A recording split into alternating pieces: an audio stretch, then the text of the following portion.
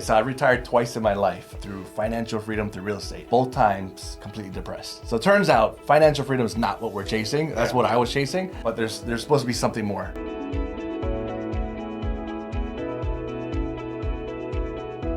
Thanks for coming on the podcast. Good to see you. Absolutely, great to be here. Thank you. No, we got connected recently. I think your story is really interesting. You own personally, you and your wife, over 500 properties. Almost 500, Almost yes. 500. You might be purchasing up to 100 this year. Yeah. Is that right? That's a goal. How the hell did you get into real estate? How many are you buying at once? You got to this point. There's a long story here, but I think that's a good way to lead it off. Yeah, and I wish I had a clear path to where I am today. Yeah. But as we know, most things start one place and takes, dies in terms. And so I'm from Hawaii originally, and my real estate career started in Hawaii. I knew nothing about real estate. I worked at a surf shop, and I was selling surfboards. And I was, I guess, now I call it fixing and flipping surfboards while I was there. And I started to get interested in business. And one of the businesses that I saw was real estate, but I knew nothing about it. No one in my family invested in real estate. We owned our home, but that's about it. Read Rich Dad Poor Dad, and that many people kind of start. That was the first book that kind of got me into like this business ownership, that mind shifting, or maybe like verifying my mindset. Like I felt as weird, different from most people I was talking to. And I was like, okay, there's a group of people that believe in this, and it turns out they're business owners, and turns out they are investors, of some sort. And I found my first mentor selling a surfboard to him in this surf shop in Hawaii, and basically, found someone that's doing real estate and became obsessed with that and figured out a way to be in his life, add as much value as I can, and slowly just learn the lessons of being a real estate investor. And started to buy a property. Eventually, I got my license as well. I saw that as a great, not as an investing side of things, but generate income so that I could buy real estate. And then it went from buying condos in Hawaii, love-hate relationship with that, and then shifted to other types of things and getting into cash flow. And eventually, while living in Hawaii and realizing I have no money to invest in Hawaii, I had to figure out how to invest elsewhere. And so I kind of picked points on the map to say, here's a market that cash flows in Texas and Georgia that I knew nothing about, but building those teams kind of became the thing that helped me grow beyond my market. And now we can invest in multiple markets there. So we went from single family homes to duplexes to portfolios. We do long-term rentals, we do short-term rentals, we do co-living. My goal is to own as much real estate as possible and never sell it. And that's it. That's cool. I mean, I'd love to dive into, eventually, I want to first find out the first property you bought. Was it on MLS? Was it off market? How'd you find it? Yeah, it was an off market deal. So I went to my mentor, and this is probably 3 weeks in of me absorbing everything he had to. What year was this? So this is I was 21, 22 years ago. Yeah. And went to my mentor. I'm like, all right, I think I'm absorbing a lot. I'm helping out, but I want to get into a deal. Like, how do I partner with you? And he kind of chuckled. He's like, you work at a surf shop. So I know you have no money. So you're not bringing that to the table. And there's only 3 things that you could bring to the table in a deal. Like, there's only room for 3 players, and someone's got to bring the money, someone's got to find the deal, and it's typically an off-market deal for it to be investor grade, and someone's got to have the experience to run and operate the deal, right? And so you have no money, and you've never done this before, so I wouldn't trust you to run a deal. So the only way you're getting in this deal is if you find a deal. I'm like, all right, teach me how to do that. So wholesaling wasn't a thing back then, but he's like, here's how you find off-market deals. You go knock on doors, driving for dollars, all these things. So I found a deal, and after maybe 3 or 4 attempts of taking it to him and saying, no, that's not a deal, found one. He's like, yeah, that's a deal. And it's a condo. It was in Waikiki. In Hawaii, there's different ownership. So there's zoned for short-term rental before Airbnb exists. There's actually hotels, entire hotels in Hawaii that most people don't know that they're individually owned. And so they're called Condo-tels there. And so it's one of those. And then we did a short-term rental and a very small equity piece of that because I brought that deal, but I got to learn. Did that a few times until I was able to save up enough money to start buying my own deals. Awesome. And then you talk about, hey, I'm looking at putting it on the map and figuring out the cash flow. So what kind of data were you looking at to figure out if it made sense or not in different places across the country? Or did you have to have people in that city? So I'm so envious of anyone starting out now. There's so many tools. There's data, so many amazing tools out there to streamline that process. And it would take like 6 months of me figuring out a market. You could probably do that in like a week now or a couple days. Starting out, I didn't know what I wanted. I knew I wanted to be a business owner and real estate was a cool business, but I didn't know what the end goal was. And then eventually I realized, okay, I can build this massive business. But like my mentor, he wasn't financially free. Like, he was tied to his business. He had a lot of assets, but he didn't have the cash flow from that. And so he kind of showed me the different paths in real estate and cash flow. And then there's appreciation and equity. And then there's a little bit of both in every single deal. But cash flow, like actual financial freedom, like an income, comes from cash flow. Sure. Like equity, wealth, net worth comes from appreciation, and both are beautiful. But I'm not retiring or becoming financially free based on my net worth. Yeah. You and I probably know a lot of rich people that have a lot of equity that just, you can't eat your equity right now. Right now we're seeing that, a crunch in our cash flow. Yep. And so I said, all right, I'm going to focus on properties that cash flow. In Hawaii, there's nothing that cash flows. Like, so it's too high, too expensive compared to the rent that you can get. It's definitely an appreciation market. And I was focused on like, how fast can I become financially free? And so I started to look at markets that had a low price point, and it's a low price point because it was not appreciating over the years. So I knew I was giving that up, but the rents were pretty close to that. Now they call it the 1% rule. That wasn't a thing that I learned back then, but I just knew that the rents needed to cover the mortgage and pay someone to manage it for me because I live in Hawaii, and I need to have a profit and an income, on top of that as well. And so I started to just find markets that had, sub $150,000, sub $200,000 entry points that were renting for $1,000 to $1,500 a month, and that's how I made my decision. Yeah. And when you look at cash flow back then, was it typically, I'm assuming you're getting, an annual renter, or are you doing short-term rentals, kind of like? Yeah, although my rentals? first deal was vacation rental, I didn't love that industry. I grew up in Hawaii. It's all hospitality. Yeah. I don't know if I was just jaded to one side of saying I don't want to deal with that. Everyone that I know grew up learning how to be in hospitality, and I didn't want to be in it. So I'm like, I love the long-term rental side of things. One, I want to hand it off to somebody and they just give me a check every single month, and that's what I thought was passive income, and we know that it's not that simple, right? We still need to manage our property managers. So I was looking primarily for long-term rentals, and for many years I focused on just long-term rentals. That's still the vast majority of what we buy, but over the years I've gotten good at operations of multiple businesses, and then I look at the short-term rental and the co-living space as a business operation on top of real estate, where you can buy real estate. There's an inherent value just with the real estate, and then how you operate it, you can do better than someone else. And if I'm better of an operator than someone else, then I'm going to perform better and get a better return. And so I start to do more of that. So we're balancing out our portfolio now of long-term rentals, short-term rentals, and co-living. Can you do short-term rentals remotely? Absolutely. You can? Absolutely. The last 2 years, the technology has allowed that. So I've had ownership in several short-term rentals, being from Hawaii. We had some partnerships there as well, but never ran them. I've always had one or two that I try to actively be involved for tax reasons, real estate professional status, and being able to get cost segregation benefit from that. But to say, hey, I want to buy more of that not me personally, but my team is managing in-house. One, the access to great talent around the world, through virtual assistants. I have 8 of them now that help me run my business. And then always having a boots in the ground, but it doesn't need to be the property manager when it's a short-term rental. Having the systems, having the technology. Last month, we purchased 12 properties. 5 of them were short-term rentals in brand new markets. We went into Scottsdale, Arizona. We're trying to get into Phoenix right now. We just bought one in Broken Bow, Oklahoma, which is a lake community.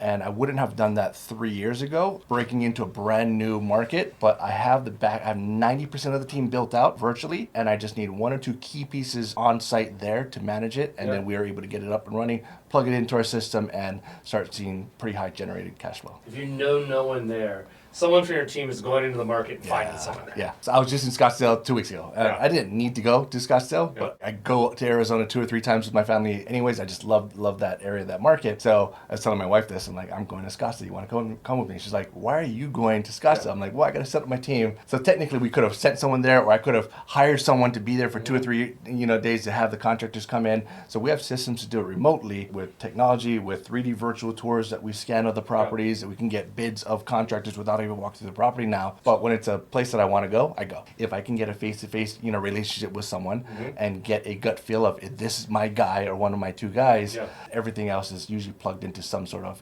online platform. So on that note of the technology, the platforms that exist now. So give me your top 3 or a couple you can come to mind where if we didn't have this, we'd kind of be for a short-term rental specifically, why it's come so far and why I think it's probably going to swing it has swing to a pendulum of oversaturation, and then it's gonna, a lot of people are gonna get out of it because it's oversaturated. Channel managers, right? There's several channel managers that are amazing. I've used Hospitable, Guesty, and OwnerRez, and those are channel managers that allow you to plug in, not just be on Airbnb or VRBO, like all the systems, but you're only logging into one place for all your communications, all your auto messages. Someone books on VRBO, it blocks off all the calendars everywhere else. Someone books on Airbnb, it blocks off all the calendars, right? So you're not double booking, and then you can plug your team members in, your virtual assistants, your cleaners are in there. So a channel manager is necessary, and then the hardest thing over the years has been reliable cleaners. How do we know they're going to actually show up on time? Like, that's the worst. Can you imagine you show up to a house? One unreliable cleaner shows up and it's not clean, and like that's just the death of your ratings, right? Right. And so you get murdered on that. And so there's been several platforms that have come out over the last couple of years. Turnal's one of them that I use really well. That most markets have this platform.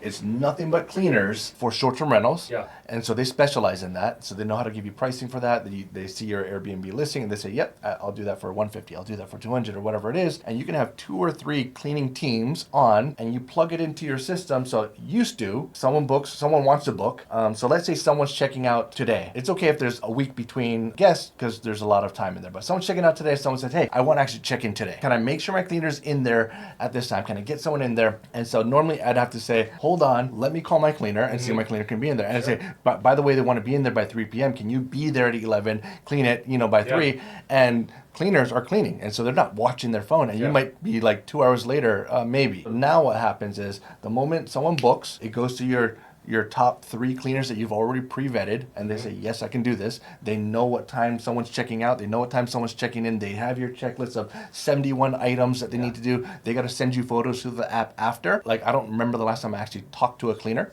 Yeah. So it's not something that we need to do because it's all automated. Now, if they have questions, if they have suggestions, and they'll send that to us. That one thing is the reason why I said, all right, we can build our own in-house property management team and scale more of this and control the process. Without that, I wouldn't be touching it. No, that's really good because, we're paying tons, 25%. Yeah, we were paying 30%, and they were like, "We're lowered you to 25, but not even like talking to us." They were just like, they knew it was a little ridiculous. I guess the other option is, they do have a large database.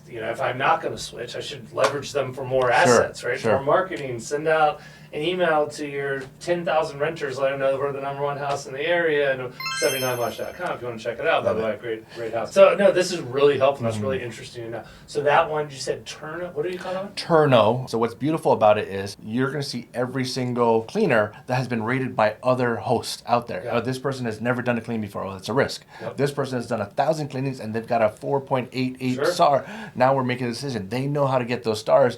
A host will not give someone 5 stars if they're getting a 4-star on their properties because it's primarily based on the condition of the property and cleaning. So one thing I've always thought about is I'll have 2 people stay at an 8-bedroom house. I'm still paying $350 to clean. Is there options there where it's like, hey, there's only this many bedrooms that have been cleaned, so maybe that's part of it? I mean, it's gonna take someone to manage that. That's interesting. So I think the answer is probably yes, and you got to have those conversations ahead of time. So the beauty of it is, as you're setting up your team, they're coming in, they're bidding on it. So you're going to get 10 bids on your property. Like, I want to clean your property for $200. I want to clean your property for $150. Right? And you're going to lock that in. As soon as they clean it, they say, "We're done." I verify, and then it gets paid through this platform. So I'm not Venmoing any cleaners or anything like that. But so one of our properties that we just bought in Oklahoma, so it's a 5-bedroom main cabin house, but there's an ADU on it as well. So we could rent it as a 6-bedroom altogether. But if someone, if it's in a down season, someone just needed a 1-bedroom, they can rent just that. And then the cleaner knows that it's going to be a 30-minute job for them or an hour job, and it's a much lower price for that. Yeah, and the fact that if you're actually managing yourself, number one, we've never even talked to a cleaner. We just are told what the cleaning is. There's never been negotiation and stuff. So you can see there's definitely margin in there to work with if you're willing to do the work. And finding someone. So that would be something interesting that we'll look into. Right? So you've bought all these homes, you've done all these things. I believe at one point you got out of real estate. You're like, enough of this. And then you got back into it and kind of created, I don't know if you call it a coaching group or what that would be. But tell me first, why did you get out of real estate? because you're supposed to be retired, right? When Yeah. you're financially free, you're supposed to retire, and that was it. So I retired twice in my life through financial freedom through real estate. Both times completely depressed. So it turns out financial freedom is not what we're chasing. That's what I was chasing, but there's supposed to be something more. I'm not built to be retired, I guess. My wife says it that way. She wish I was, because she'd love to just travel all day and do nothing but that. But I love building things. I was a broker, ran a 100 agent office, and I tried to teach the agents, help them, and invest as well. So that's what I retired out of. Yeah. So I love the agent industry because I've been both investor and agent for almost my entire career, but that's taxing. That's a lot of work. And it really was like, it was time. Did that for 10 years. I'm retiring out of that aspect and just to manage my real estate portfolio, but the interaction is what I miss. So the one thing that we did well while I was a broker is, all right, how do we connect with the community, right? How do we get face to face and build these relationships? And there's buyer seminars that are great, right? So you do a buyer seminar, 5 or 10 people show up. You do a seller seminar, 3 or 4 people show up. And I didn't, although I was an investor, we didn't talk about that because that wasn't our bread and butter for most of our career, because most buyers are homeowners trying to buy their first home. And we started to say, you know what? I was coaching a small group of my agents and some of their friends on the real investing side, kind of internally. Like, what if we did this publicly? What if we just, like, instead of a buyer seminar, what if we did that? And so 5 people show up to a buyer seminar, 5 people show up to a seller seminar, we do an investor seminar, 100 people show up. And like every single time, standing room only. Like, that's what people cared about. And so we did this. It wasn't called the Cashflow Breakfast Club, back then, but we were doing that, and it was a great education source for the community. It was a great lead generation for the agents, so that if someone wants to buy a home, you might as well work with someone that knows what they're doing within that room as well. Once I stepped away from the brokerage world, I said, I want to continue doing that. You can build a community of like-minded people, weird and obsessed about real estate like I am. And we started with one location. And then last year, it got to the point of we need a bigger space. And I was looking at how do we get 200-300 people. And we started some larger venues. And then one of my coaches as a part of a mastermind. He's like, well, why don't you just expand this? Why don't you turn it into a franchise and like give that opportunity for other people to lead these Cashflow Breakfast Club communities. We ended up not going the franchise route. We ended up just giving it away now. But I help other investors that are like-minded. They're saying, hey, I need a community as well. There's a benefit for me running a community. I can help a lot of people being a part of that community as well. So I coach the coaches of here's how you run an event. Here's how you get not 2 people, but 30, 40, 50, 60 people to show up and build an engaging mastermind is really what it is beyond just the meetup. So it's been rewarding. And I like to say I've never made a dime from it, but I've made so much money from it because so many of my deals and partnerships and things come from within that network because people want to work with people that they know, like, and trust, and that helps them make a decision of, are you the right partner, or am I giving this deal to you versus someone else? That makes a lot of sense. And you have quite a few of them around this area, DMV. Do you have them in other states? Nationwide, Nationwide. So we started to expand last year. I was running one location for about 8 years. We started to expand last year for the first time. We expanded DMV. I think we got 7 or 8 in this area. We sponsored the Bigger Pockets conference last year in Orlando. And we had like over 100 applications for people to launch their own communities. Cool. Then we're like, man, we got to come up with a really good vetting process because I don't want anyone just running these, right? I want people that have experience, that have the right maybe intent to do it. So we're at 40, a little over 40 right now that are approved, that are either launched or within a couple months will be launched. And our goal is to, within the next year, have 100, of these. And these are not online communities; they're in person, which has kind of fizzled out over the COVID years. If we got to 100, we would be the largest real estate investor brand in the U.S., in terms of that mastermind meeting in person. So we're excited about that. We're excited about the network opportunity that can bring everyone in the community. Very impressive. I mean, we went to one recently. It's very well attended. If people are interested out there that want to be involved, what's the website for it? Cashflowbreakfastclub.com. So you were talking about not retiring, right? And I would say I will never retire. I've had this discussion many times with people. Eventually, I did sell my company. It was not 25. I was 36. I was out in California. I moved here. And I'm like, I can take a whole year off. I was so stressed out at the same job for 13 years. I'm like, I'm going to be I want to be bored, I lasted 1 week at home after going to take a whole year off. And then I started coming into Matt Paulson's office, who's an attorney, who's my business partner here. And we started Allied Title, my 8th day of retirement. I love it. I just can't do it. And it's like, so even I was on my anniversary this past weekend, and I will say we have 3 kids. It was very nice to have one day where nothing was going on. Sleep in the next morning. but like, it gets boring. So what came out of that was your financial freedom to make decisions gave birth to something bigger. I tell people financial freedom, you need to push to that, but that's not the end. That's the beginning. And so most people don't get there, and most people won't create something beautiful that they don't even know they should be creating until they have that option. You had a week, it might be a month, it might be a year of eventually you're going to stew and say, I need to be doing something. Yeah. And what can I be doing? Because now I have options, right? Yeah. I have the freedom to choose, and you have the freedom to choose to start a company, and you built something beautiful. The other side of it too is the purpose side, right? So like my friend of mine, he owned a marina and he sold it, did very well, peak of the market. And I was talking to him recently, he's like, man, it's been very tough for me the last couple of years because I used to be this guy that, I sold the boats and everyone knew me in town and I was their go-to. And then like, what am I doing now? Yeah. Like, I don't have a job. And he was really struggling. And, I think there's a book, you might know about this. I don't even know which book it was, but it talks about the top CEOs of Fortune 500 companies. There was a study a while ago where, like, when they retired, a lot of them died within 5 years. Yeah. Or it might have been less than that. It might have been 2 years. Yeah. But it was a massive percentage higher than you would even think because they lose that purpose of what they're doing. So, it's interesting. One thing about it, too, as we think of our business and, like, what we're doing, sometimes you get overwhelmed. Like, I talked to 20 people today or 40 people, like, this is too much, blah, blah. But then other times, like, maybe there's a balance there. Like, just talking to people and having this conversation is actually very healthy. Creates a purpose. I'm assuming you explored a lot of this stuff too. Yeah, no, that's it, like my mind is usually there, exactly it, because I'm still working through issues myself, right? Yeah. I've been like in funks for years at a time because I was like, I knew I was retiring and I was like dreading that, and it's like, well, why are you going to do that? Because I knew I need to open up space for something else, but I'm a builder. I need to continue building things, but there needs to be purpose behind it, right? Because every time we buy a property, my wife's like, why are we buying that again? Like, what does it actually do? It doesn't change our life, right? It doesn't change anything at all. And so we don't need to buy more properties, but I like doing that. I like improving. I like setting up teams. I like helping people on my team, achieve as well. And so tying that bigger purpose behind it. One of the main questions we ask in the Cashflow Breakfast Club, in the beginning, I'm very like to the point. I'm like, here's how you do it. Here's exactly what I did to become financially free. I'm not that smart. Like anyone can do it. Just do this, buy properties, don't sell it. Right. Buy properties, don't sell it. Like, it's simple as that. Now you got to figure out the nuances of how to make that work and how to analyze properties. But if you continue to do that and just say every single year I'm going to buy properties, it might be 1 a year, then 2 a year, then 3 a year, you'll get there. Then I share my revelation of like what I found out over the years, like you'll get to financial freedom, and at some point you'll realize it wasn't financial freedom that you're chasing. And so let's fast forward to everyone in this room has the potential to be financially free. If you follow this path, or one of many paths out there, and real estate's tied to many of those paths, you can be financially free. It's a lot of hard work, but let's say you get there in 5 years, 10 years, 20 years, whatever it is. Now, what do you do? How are you going to change the world? Is a question we ask everyone. Like literally coming to our meetup for the first time is such a weird question, and people are like, "Why? I'm not meant to change the world." No, you probably are in some way. Yeah. Like even if it's just your home or your community, whatever it is.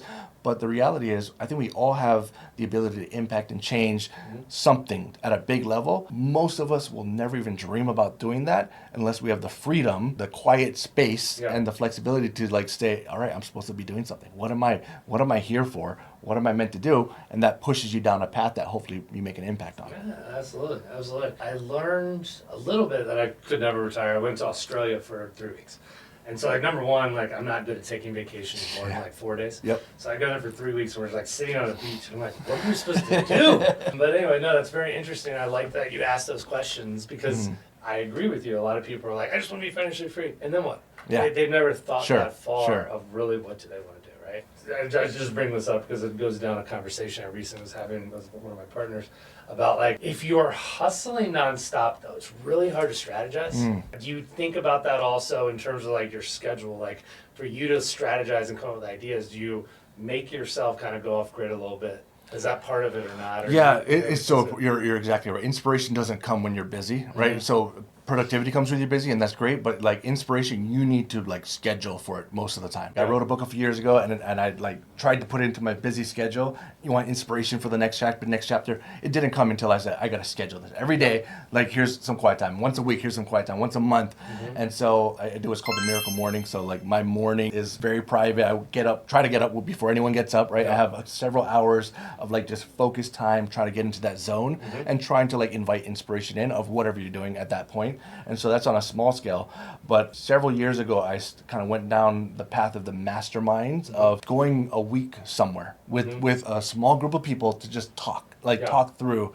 And it's not by yourself, because there's value in that, but really you need to bounce ideas. You need to, here's my plan, and someone needs to say, well, that's crap. Here's a flaw, right? It needs someone else to point that out. And so I've joined several very impactful masterminds where we go away for 2 days, 3 days a week, and we say, here's my vision for the next 3 years of my life. Like here's what I'm excited about, and poke holes in it. Tell me where I'm thinking too big, thinking too small. It's a nice trip, it's a vacation as well, but now you're absorbing like nature, like hopefully some inspiration from that, inspiration from the conversations that you're having, and saying, oh, I was thinking too small. Did you guys create your own mastermind groups, or did you join existing ones? So there's a very specific mastermind that I do at least 3 times a year. And it's a Vivid Vision Mastermind. Now, I do other types of masterminds, but this Vivid Vision Mastermind is exactly scripting out your vision of what life or business looks like 3 years from now. Stepping out of the time machine, describe what you see, and like even if you don't know how you're going to get there, you're going to reverse engineer how to get that back. So I have multiple businesses, so I do it for each of the businesses and then my life as a whole. And so GoBundance is an organization that I joined, very similar to entrepreneur organization, high net worth individuals that are all dealing with similar issues of, all right, we have the finances in place, but for some reason we feel lost or we feel like we want more. And so we have masterminds within that group. Brandon Turner is a good friend. So a couple times a year we'd go to Maui and just hang out with him, and like 3-4 like top investors throughout the US are just talking about the problems that they have. Like they're crushing it. Like they're crushing it. Sure. But we're talking about the problems, like the life problems, the relationship problems. That like I'm worried about what I'm going to tell my kids, or I'm whatever, like all these things, and like, oh, that's what I'm worried about. But I was worried talking about that with anyone. So those several that I attend, and then I started putting out my own 5-6 people. Let's just go travel somewhere. Let's be a week and let's do this, and let's lead, family and friends down this discussion, because it's a discussion that you do not have time or energy to have in a normal day life. You have to separate yourself, and it seems weird to like travel somewhere and spend 3 days on that question, but it's the one thing that has 10, 20, 30x my vision and my life when I started doing that. I agree with that. And also being around people that are a lot more successful than myself, and it's motivating. It's a different way of thinking, and, absolutely. A lot of times people are like, you're going to this again? Do you work? It's like, this is right. This is good exactly. for the business, because this is how we got XYZ partnership. Yes. Or this is what. So that's interesting. It's very helpful to understand kind of where you came from, how you think about things, and kind of how you're progressing. So one thing I wonder about is, if you keep buying these houses and following the system, you will be financially free. What is the end? Once you own 500 or 1,000 homes, is there a time these get sold? A lot of people, does that ever happen? What is the end goal 20 years down the road, or 10 years, once you own all these properties? Or, for a lot of these investors, or do you just keep holding on to them and they become cash flow and your mortgage is paid off? Yeah, and I think that has changed for me over the years, and that's a really good question, because most people don't know the answer to that, and I don't know if I have the final answer yet. Initially, so I made a commitment before I bought my first property that I'm going to do this. And I knew that buying a property wasn't going to do it, and probably buying 2 or 3 wasn't going to do it for me. But if I wanted financial freedom through this venture of real estate, I had to get to a certain number. So I reverse engineered what that number was, and I didn't have a whole ton of expenses back then. It's like I needed 12 properties, right? Cash flowing X amount. And I'm like, all right, if I bought 1 per year, that's 12 years. I can be financially free in 12 years. And then I did it, and it turns out like it wasn't 1 property a year. Then my second year, about 2, and then 3, and then 4. And I did that in about 6.5 years. So I got to my financial freedom number by 27, which was insane. And I would never have gotten there if I didn't know what that number was.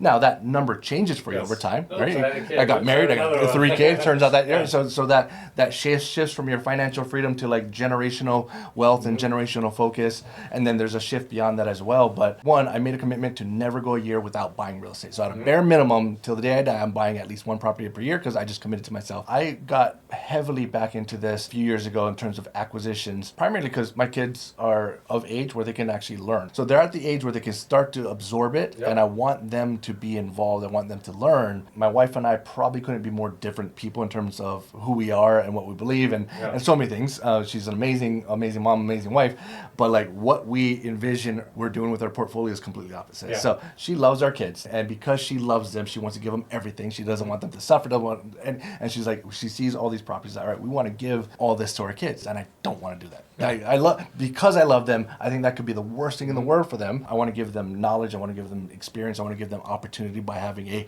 a mentor if they want to go down that path. But don't want them to inherit a whole ton of stuff, because I don't think that's the way. I don't think they'll be productive members of society if I do that. I'm trying to make an impact in the community in everything I do. My 30s was about generational wealth. Is my family okay? How can I, build something for them, and maybe even the next generation? When I hit 40, it's like, all right, we did that. Why am I still building? The thing that came to me at that point was like legacy, which I never cared about legacy ever up until that point. I'm like, making an impact. I put my head down, and there's so many people I helped if they asked, but I wasn't like actively promoting anything. I wasn't actively trying to coach or do anything along those lines. Most of my family that I grew up with, like back in Hawaii, like we moved away, so they knew I was in real estate. They didn't know what that really meant. And I was having a conversation with my parents several years ago. Like they're talking about their finances and like trying to move things around, worrying about whether or not they're going to retire. And I've been retired, financially free for a while. I haven't had that conversation with them. I was worried to have that conversation. I didn't want to push my beliefs or here's what you should do. So it has been, how do I pull my family into it? How do I bring my brothers into this? So many of my brothers are now investing as well. And then there's people that I went to school with. And so as I start to be more open about being an investor, because we weren't open, we were very private, more and more people reached out. And then that has become my calling for the last, several years or so. And I think the next decade in my life is probably based on how many people can I help down this path if they want to. Yeah. I think it's a good summary of how a lot of people and money and how they view it, and like just when your whole thing, I agree with you. 20s was like, I gotta get to this point, right? Then you get there like, that was not what I was expecting, right? And so I think it's a great summary of a lot of people out there, especially like young people, like, oh, what will I be thinking? Because you hear it all the time on whether it's podcasts or things, like I got there and then it wasn't what I was expecting. How did you end up, you're living in the DMV area? I'm in Loudoun County. It was kind of at that point where we can move because we had freedom to do so. Newlyweds, my wife was pregnant with my oldest, kind of went there, like, well, we can do what we want now. Where do you want to go? I'm thinking Greece, Tahiti, one of those things. And she's like, well, I want to go back home, Northern Virginia. She grew up here. Her family was in Hawaii for a little bit. They were at that moment moving back to Virginia as well. So we moved here and we were spending some time, half the year, part of the year here. So I liked the area, came here and same thing, realized, well, I'm not meant to be retired, so I'm going to get back into it, be actively building the business. Right. I got into the brokerage world here as well, as an agent, as a coach, as a broker, and did that for over 10 years, as well. Are you still in the brokerage business? So I'm licensed in 5 states, but no, I don't call myself in the brokerage business. I do more investor, like if I speak anywhere, it's only about investing. Now, sometimes I speak to real estate agents. It's like, how do you buy real estate? Like you're crushing it, but 5 years from now you have a few bad years. All the money that you made while crushing it is going to go away unless you park it somewhere. Like if you do one thing as an agent, buy one property every year, and even if it's not in your neighborhood, I don't care where you buy it, but you buy one property every year and figure out a way to keep that and never sell it, you'll be okay. The other thing I've heard of some other people, Brian Athey's one of our investors. He does a lot of condos work. He does a lot of apartments. He builds buildings. A lot of philosophies is, you sell half and you hold on to half because you need that cash flow to kind of continue to move forward, right? I don't know, what are your thoughts? I taught a class or spoke at someone else's meetup just a couple days ago on this specific topic. It's a portfolio engineering, right? Your portfolio. So when you build a portfolio, and then you got to realize, all right, I got to engineer this in some way. There's way too much equity in this property. It's a good problem to have, but it's stuck there. I have a really good interest rate. I don't want to sell it. I don't want to refinance. What am I doing with that, right? So, but it's sitting there wasting away because I can buy 2 or 3 more properties with that in of itself. So if you structured, so I actually build 2 different portfolios. So I build a cash flow portfolio, and my cash flow is good for cash flow and nothing else. If I buy cash flow today, so I buy properties in bulk. So typically my main buy box for the last handful of years has been, I buy 10 or more properties that are small multifamily, 2 to 4 units, right? So a landlord looking to retire that has 10 duplexes is like my ideal, person I want to buy from. I buy it from them, allows them to move on, retire much quicker. I'm going to, optimize what they were underperforming on. I'm going to make them nicer, put in the right rents or whatever it may be. And so we're able to get to our numbers faster because I buy in bulk that side. Now, when I buy those are often B, C plus areas, right? Which they cash flow better, but they don't appreciate as much. Right. And so if I buy a property in the cash flow bucket, I need to analyze it as in, after paying the mortgage, after paying the property manager, taxes, insurance, and reserves, and I get the profit, it's going to cover itself even if it never goes up in value ever. Yeah. Right? So if I buy today and the market crashes tomorrow and it's worth half, I'm going to be angry, but it's not going to affect my bottom line. Right. Now, luckily that doesn't happen often, and it still does give some appreciation, but I buy for the cash flow bucket. And then the second bucket is I buy for appreciation. And that's where I buy the large single family homes. That's where I buy $1 million property in Scottsdale, Arizona, or Broken Bow, and these properties that are of high value, that are appreciating at a higher rate because they're in A-class areas. Yeah.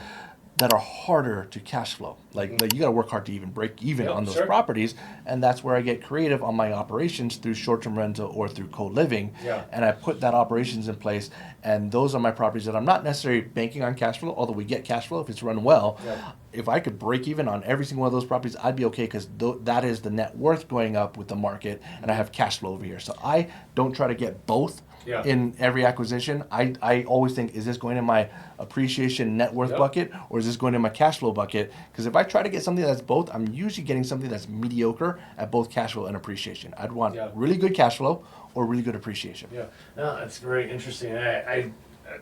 There might not be a way to solve this, but I have this, like I said, the house in Pinehurst, North Carolina. I said, man, this would be fun to do in all the areas across the country where there's golf courses that are people travel to. So then I wanted to do Kewah, South Carolina. Very expensive though. Yeah. And so I never could figure out the way to do it, but I'll be attending next month that I can learn on, like, if you get into these areas where there's $2-3 million homes, can you pull it off? I mean, I don't know. What I love about your idea there is because now you can create almost a membership. Like, let's say if you have 5 homes in 5 of the best clubs areas, someone stays to one, say, by the way, if you love doing this, you want to go to these clubs, I'll get you in to that golf course, and you'll have this already. So you can get some direct bookings that way. So there's absolutely ways to do it. After a certain price point, it's hard to pencil. Sure. But, it's all about running the numbers and seeing what makes sense. All right, well, I'm just glad I set up my own therapy podcast today. I was able to work myself personally. I do have some fire questions. Sure. Favorite real estate book you would always recommend? If there's someone that's like starting to get in, Rich Dad Poor Dad is probably what everyone's going to say to get started. Brendan Turner's probably like the art generation's Robert Kiyosaki, and so he's published a bunch of really good books, Multifamily Millionaire, rental property as well. But most of the books I read is like more mindset, more business, more than anything. And so 2 of my favorite authors, Dan Sullivan's a coach, Benjamin Hardy. They partnered on like 3 or 4 books or so. One word to describe the vibe of the Cashflow Breakfast Club. Incubator is going to sound weird. If you think of like Silicon Valley, these incubator places of just people like just with ideas starting out, and that's what we want to build. We want to educate people, but we want people to do deals within the room. We're trying to like fast track your trial and error of what should take 10, 20 years into like a few months of conversations all these people. So we're trying to create this incubator of real estate investors ready to grow much better. I will say the ones that we're involved with are at nighttime. Did they start off at breakfast? So yes, my initial group of coaching was in the morning. It was mainly my agents, a few other people, and then so we kept the name. I like it. But then we realized once we open up to the public, people don't want to show up at 7 a.m. Right? 6 p.m. is probably a more ideal time. I like it. We've discussed this a little bit today, but what's more important, cash flow or appreciation? Yeah, I think they're both extremely important. I think the only way to financial freedom, meaning you don't need a paycheck, is cash flow. That's the only way. You don't become filthy rich off of cash flow. It gives you the freedom to step away and decide, what am I going to do now? And hopefully you're going to do something bigger and better. Net worth is like generational wealth, and that is appreciation. Is there a annual return, like if that's the number? If it's over that, you do it. If it's under it, you don't. Or are there other factors? I hate sharing that because like I used to share my exact numbers, and then people are like, oh man, I shouldn't do it unless it's that number. No, I've been doing this for 20 years. I get really good deals that most people don't get, so I can be pickier, right? So right now, like for example, cash flow, like strict, pure cash on cash return is what you can actually spend. Like to get 10% is amazing right now because of interest rates, because of some other things. So if you're doing cash flow and you're not putting your effort into it, then that's what I would have at a minimum. If I need to put my effort into it, like if I'm going to operate a co-living or run a team to run short-term rental, 10% is not enough for me. Because now that's my effort as well. It needs to be well over that. It's usually 20+%. Northern Virginia's best kept secret for real estate investments. Not just Northern Virginia. I think if I had to bet on 2 things over the next 5 years in the real estate economy, it's probably the growth of co-living in single-family homes, not big apartments, but single-family homes, and ADUs. Co-living generates more cash flow. What should be renting for $3,000, you're going to get $7,000 if you do it correctly on a single-family home. Actually solves a problem of workforce housing. And as housing becomes less and less affordable, we're going to see more and more government agencies and regions start to say, okay, we will start to make this more acceptable in terms of removing the restrictions for co-living and having more than 3, 4, or 5 people in a house. And the ADUs is you can build a home on your lot. Like California just made it like illegal for cities to like outlaw ADUs. So across California, they're going through this wave of like now almost every property can build an ADU on it, and that solves an affordability problem of whether or not I'm renting that out and now I can afford my home, or I'm giving that to a workforce housing type of scenario. Favorite quote that motivates you every day? So Ed Milet is probably one of my favorite podcasters. He's not a real estate guy. I heard him say this multiple times, and I turned this into a meme, and I actually share this in our Cashflow Breakfast Club once a year. And the meme is, watch The Matrix, right? So it's Keanu Reeves, it's Neo, like looking like all this green stuff going behind him, and like, who is this, right? It's Neo. Okay, who is Neo? Neo's the one. Right? And what does that mean in The Matrix? He's the one that had this unique ability. He saw things differently. He changed everything for everyone moving forward in that scene. And so the quote on the side of that is, if you take a look at any happy or successful family, just understand that they were not always like that until the one in their family came along and changed it for everyone in their family tree moving forward, right? And so my question after that is, are you the one, right? And so like, am I the one? Am I the one that changes it for my entire family? I have a beautiful family, amazing family, but does it change from here? Think back, whether it is your parents, your grandparents, your great-grandparents, someone made a decision, someone took a risk, and you are where you are today. You have a different baseline of understanding and expectations and view of the world because of someone else. Can I change my baseline of what my kids, my grandkids are going to be? And whether that's for my family tree, whether that's for my community, whether that's for the entire world, I don't know. But everyone, if we start thinking about, am I the one? Man, that's much more than what am I going to do today? Like, I should be making an impact. Hey man, I like that. That's a really cool way how you got there too. I like that. I mean, I don't think anyone's ever said that before. That might be the first opinion. So look, man, hey, very interesting guy. I love what you're doing. Thanks for coming on. It was a pleasure. Absolutely. It was a lot of fun. Appreciate it. Appreciate it. Yeah.